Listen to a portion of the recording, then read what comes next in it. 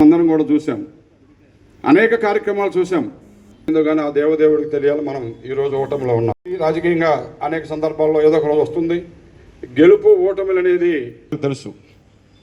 మరి ఈ రాష్ట్రంలో 175 నియోజకవర్గం ఈరోజు కార్యకర్తలు ఈ 2.5 సంవత్సరాల పరిపాలనలో ఎంత అనగదొక దాదాపు 2 సంవత్సరాల క్రితం నుంచి కూడా పార్టీ ఎన్నికలలో ఓటమి చూసిన తరువాత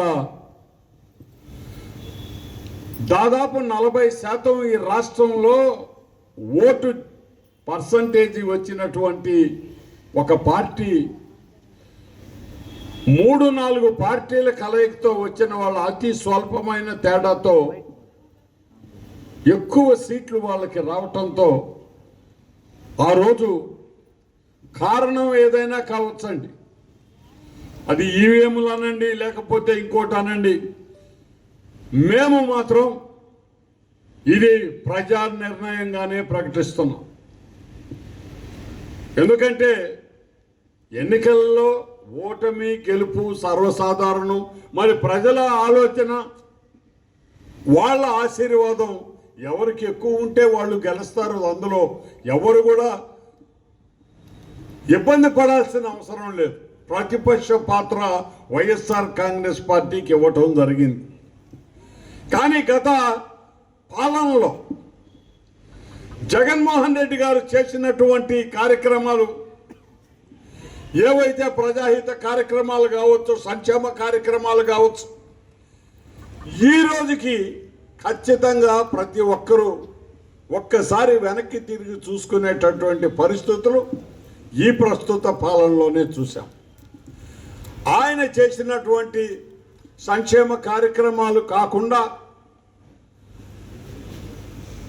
లోకం మొత్తం కూడా భయపడిపోయి ఇళ్లలో తాళాలు వేసుకొని ఎక్కడ వాళ్ళు అక్కడ కూర్చున్నటువంటి కరోనా కాలం కూడా జగన్మోహన్ రెడ్డి గారి హయాంలోనే వచ్చింది. ఆ రోజు ఎక్కడ పన్నులు లేవు, అంగళ్ళు లేవు, షాపులు లేవు, కూలీ పన్నులు లేవు, ఏమీ లేవు. ఎవరి పాటికి వాళ్ళు ఇళ్లలో కూర్చున్నారండి ప్రాణభయంతో.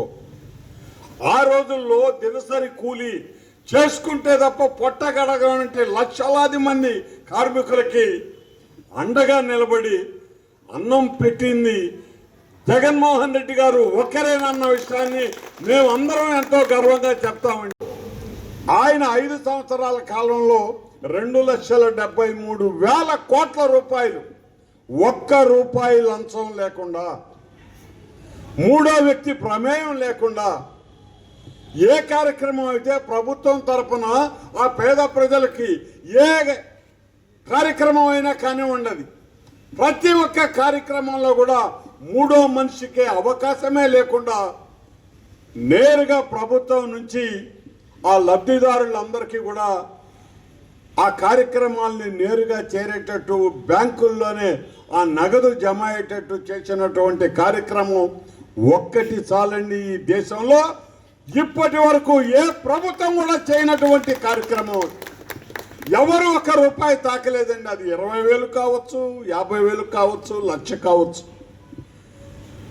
అంత కార్యక్రమం చేసిన తర్వాత వివిధ కార్యక్రమాలు, సంక్షేమ కార్యక్రమాలుగా కాకుండా అభివృద్ధి కార్యక్రమాలు కూడా చేసిన తరువాత మరి ఆశ్చర్యకరంగా అంత కింది స్థాయి శాతానికి పడిపోవటం అనేది, ఆ ఓటు సంఖ్య, ఆ సీట్ల సంఖ్య అనేది ఆశ్చర్యం కలిగించకమాను. అయినా కూడా ప్రజా నిర్ణయంలో ఎవడో అధికుడు కాడు, ఎవడో ఆకాశం మీద ఉండడు. ప్రజా నిర్ణయాన్ని ఎవడైనా సరే ఒప్పుకోవాల్సిందే. ఖచ్చితంగా ఓడాం. మేము అదే చెప్తాను నేను ఎప్పుడు కూడా. తీసుకోండి, అది గెలిచినప్పుడు ఎగురుతాం, సంతోషం అన్నీ ఉన్నాయి. ఓడినప్పుడు కూడా అది సంభాళించుకునేటటువంటి మానసిక శక్తి మనకు ఖచ్చితంగా ఉండి తీరాలి అని కూడా నేను ఈ సందర్భంగా మనవి చేస్తున్నాం. ఎక్కడ పొరపాటు చేశాం, ఎక్కడ పొరపాటు జరిగింది, ఇవన్నీ కూడా మనం బేరీజు వేసుకొని మళ్ళీ ముందుకు పోవాల్సినటువంటి అవసరంలో జగన్మోహన్ రెడ్డి గారు రూరల్ నియోజకవర్గానికి ఎవరైతే మళ్ళీ ఈ కార్యక్రమాన్ని ముందుకు తీసుకుపోయేటటువంటి ఆలోచనలో మరి పెద్దల అందరి సలహా మేరకు విజయన్న బాగుంటుందని అనుకోబట్టే జగన్మోహన్ రెడ్డి గారు నన్ను పిలిచి రూరల్ నియోజకవర్గాన్ని మీరు బాధ్యత వహించి మీరు ముందుకు తీసుకువెళ్లాల్సిందిగా ఆదేశాలు జారీ చేసిన తర్వాత కూడా ఈ నెల్లూరు టౌన్లో పెద్దలందరి సహకారంతో వాళ్ళ ఆశీర్వాదంతో కార్యకర్తలు ఎవరెవరైతే నిరాశకి తీవ్రమైనటువంటి నిర్వేదానికి గురై ఇళ్లలో ఆగిపోయిన సమయంలో ఒక్కొక్కరు మళ్ళీ తిరిగి జగన్మోహన్ రెడ్డి గారిని మళ్ళీ ముందుకు నడిపించాల్సింది కేవలం కార్యకర్తలే తప్ప ఇంకెవరు కాదు అనే ఆలోచన వాళ్ళందరికీ మనసులో కలిగే విధంగా ప్రతి ఒక్కరూ కూడా అడుగు ముందుకు వేయటం జరిగిందండి. నియోజకవర్గ యువతని చెడగొట్టేటటువంటి కార్యక్రమాలు జరిగాయో అందరం చూసాం. మరి ఇటువంటివి గతంలో ఎక్కడన్నా మనం చూసామా అంటే కొన్ని జరిగాయి. ఆ జరిగిన వాటిని చూసి మనం బాధ్యత తీసుకొని దాన్ని ఎదిరించాల్సినటువంటి సమయం ఆసన్నమైందనే ఆలోచనతోనే కార్యకర్తలందరినీ కూడా ఈరోజు ఈ పార్టీ తరఫున సమీకరించి కమిటీలుగా ఏర్పాటు చేసి మళ్ళీ ప్రజల మద్దతు కూడగట్టేటటువంటి ఆ కార్యక్రమంలోనే ఈరోజు నెల్లూరు రూరల్ నియోజకవర్గంలోనే ఒక్కరు బయటికి రాలేటువంటి పరిస్థితుల నుంచి 7,000 మంది కార్యకర్తల్ని కమిటీ మెంబర్లని ఈరోజు మళ్ళీ పార్టీలో ఏర్పాటు చేసుకొని ప్రభుత్వం జరిపేటటువంటి ప్రజాహిత కార్యక్రమాలు కాకుండా ఏదైతే వాళ్ళు వ్యతిరేకమైన ఆలోచనలు చేస్తూ ఉన్నారో దానికి ధీటుగా ఎదురుగా నిలబడి ప్రభుత్వాన్ని ప్రశ్నించే స్థాయికి మళ్ళీ రూరల్ నియోజకవర్గం వైఎస్ఆర్ కాంగ్రెస్ పార్టీ నాయకులు కార్యకర్తలు కూడా అందరూ తయారై ఈరోజు రోడ్లలో నిలబడగలిగినందుకు ప్రతి ఒక్కరికి ఆ కృషి చేసినటువంటి డివిజన్ ఇన్ఛార్జీలు కావచ్చు, క్లస్టర్ నాయకులు కావచ్చు, అదేవిధంగా మిగతా కమిటీలలో ఉన్న పెద్దలు కావచ్చు, ధైర్యంగా ముందుకు నడవండి అని చెప్పి ఆశీర్వదించిన మా కార్యకర్తల తల్లిదండ్రులు కావచ్చు, వాళ్ళందరికీ కూడా నేను చెయ్యెత్తి నమస్కరిస్తున్నానండి. ఎందుకంటే ఈ కార్యక్రమాల్లో రాజకీయం అనేది అదేదో ఒక విష పదార్థం కాదండి.